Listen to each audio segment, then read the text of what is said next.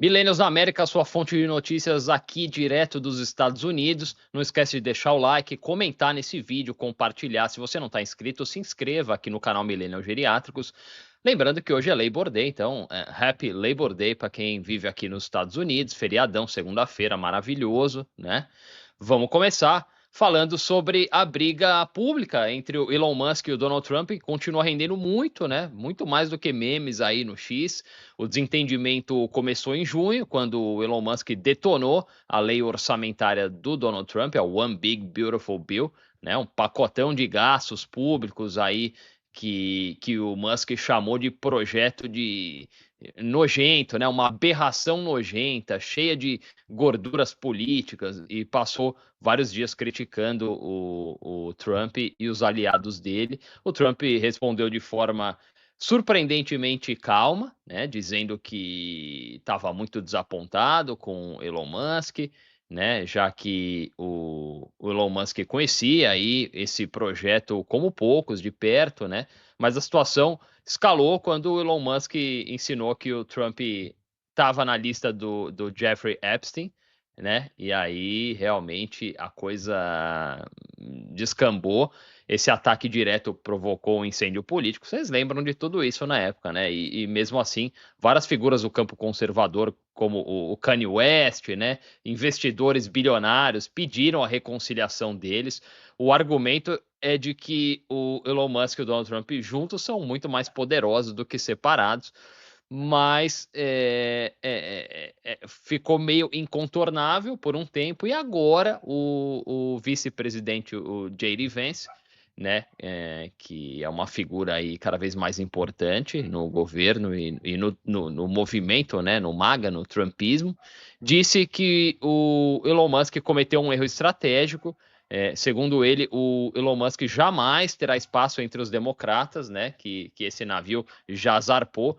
Então, o único caminho viável seria se manter alinhado com o movimento trumpista. O J.D. Vance aposta que até as eleições do meio de mandato, no ano que vem, a poeira vai baixar e o Elon Musk vai voltar para o campo republicano.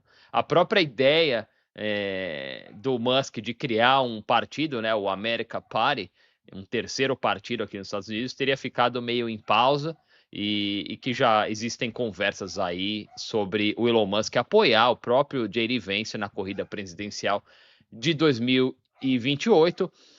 Esse é um ponto crucial, né? Porque mesmo sem conseguir eleger um candidato, o Elon Musk poderia repetir o efeito Ross Perot, né, que aconteceu em 1992, que levou quase 20% dos votos para o terceiro partido e prejudicou muito o Partido Republicano. Num cenário que é muito polarizado, muito apertado, né, 2% dos votos aí em alguns estados já poderiam mudar o rumo da história de uma eleição. Por isso que o Donald Trump, né, que é tão acostumado a explodir as pontes aí, destruir relações quando alguém desagrada ele, fala alguma coisa que ele não gosta. Dessa vez com o Elon Musk, ele tá pisando em ovos, né? Ele sabe que não tem como cortar os subsídios, os contratos governamentais que beneficiam as empresas do Elon Musk. Ele sabe que pode ser um tiro no pé. O Elon Musk tem muito dinheiro, né? Dinheiro infinito, tem muita influência digital, né? Controlando o X, e tem muitos seguidores que gostam das ideias dele, os crypto boys, né? O pessoal envolvido com as criptomoedas aí, no ramo da tecnologia, muita gente investida, né? Em ações das empresas do Elon Musk. Então, o Elon Musk também tem influência externa em outros países. Enfim, para o Donald Trump realmente não vale a pena realmente ir com tudo para cima do Elon Musk. Um detalhe interessante é que o J.D. Vance parece ter mais habilidade diplomática que o Donald Trump, já pensando nas eleições de 2028. Ele poderia ser esse gestor de egos aí, capaz de trazer o Elon Musk de volta para a órbita republicana, mas tem algumas divergências muito sérias, né? Porque o Elon Musk ele odeia essas tarifas comerciais, ele entende que o comércio é uma coisa global. Ele não é o maior fã desse nacionalismo populista tão defendido pelo Steve Bannon, né? E tanto que ele e o Steve Bannon se atacam ferozmente de vez em quando. Enfim, eu fiz um vídeo aí essa semana muito legal, vale a pena vocês conferirem, eu vou deixar aqui na descrição sobre quem é o Peter Thiel, né? Esse magnata aí do setor tecnológico, um alemão muito influente, um dos fundadores do PayPal. Vale a pena assistir esse vídeo para entender também quem é o J.D. Vance, né? O J.D. Vance é cria do Peter Thiel, né? É o candidato dele, foi colocado ali como vice-presidente na chapa do Donald Trump pela influência do Peter Thiel. Né? O J.D. Vance é o político mais alinhado com as big techs hoje nos Estados Unidos. É muito importante ter isso em mente, porque sem o Donald Trump concorrendo em 2028, pode ser a grande consagração do Elon Musk, do Peter Thiel, do Mark Zuckerberg, de todos esses caras aí que controlam as empresas de tecnologia. Com o J.D. Vance na Casa Branca, esses caras vão ter o caminho livre aí para instalar essa tecnocracia que eles sonham tanto, né? Vamos ficar de olho. A próxima aqui, os republicanos agora retornam do recesso, né? De verão, tava o Congresso, o Senado parado, aí uma coisa maravilhosa, né? O melhor emprego do mundo é esse. Você não é só no Brasil, não. Aqui também é bom pra caramba. Os caras ganham 174 mil dólares por ano e são todos multimilionários, né? Inside trading, né?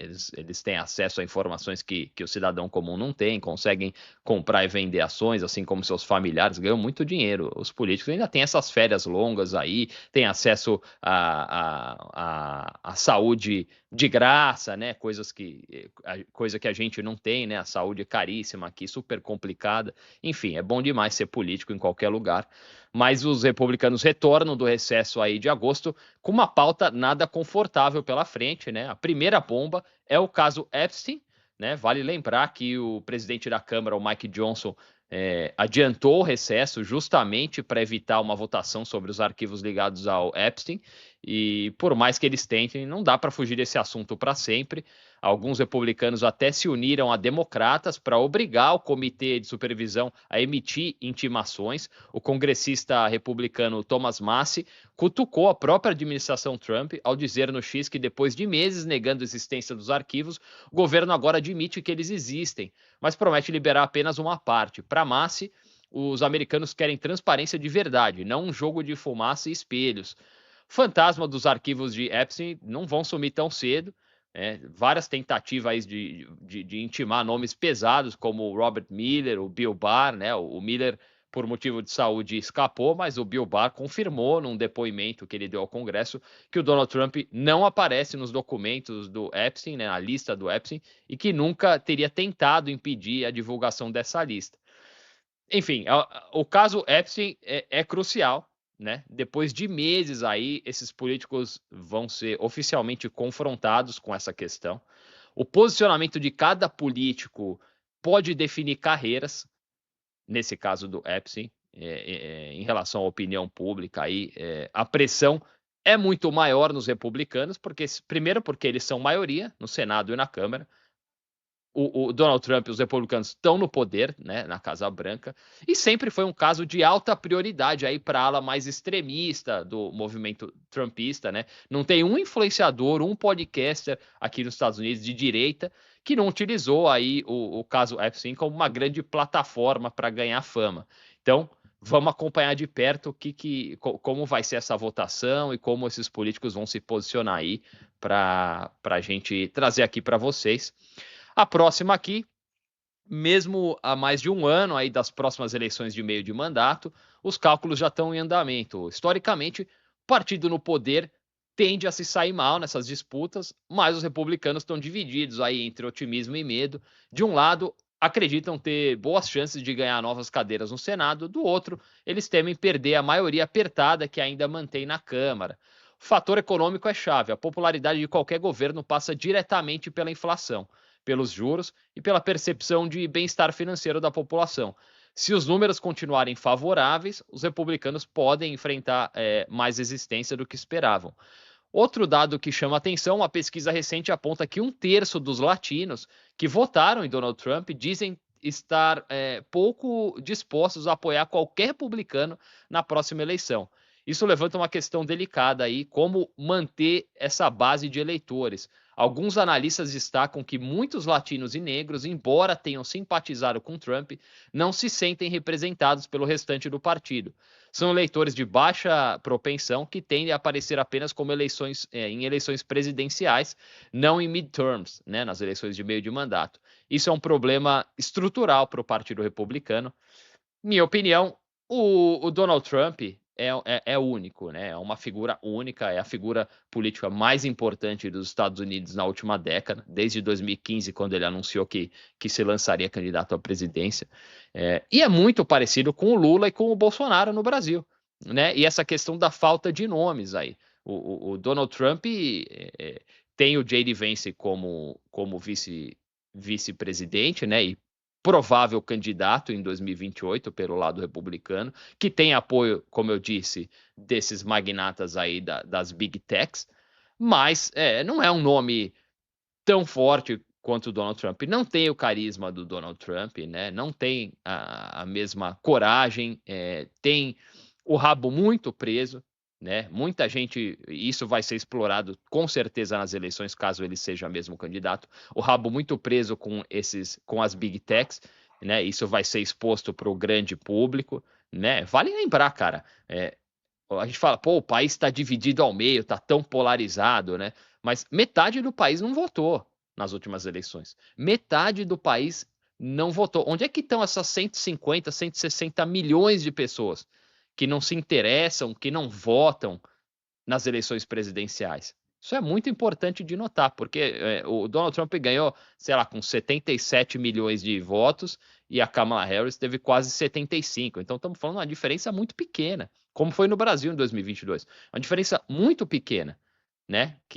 E a gente tem essa impressão de, nossa, pô, metade do país não está engajado na política. Muita gente nem sabe o que está acontecendo, só vive a sua vidinha ali tranquilo, alheio a tudo isso, a redes sociais, né? Então é importante ter essa noção também.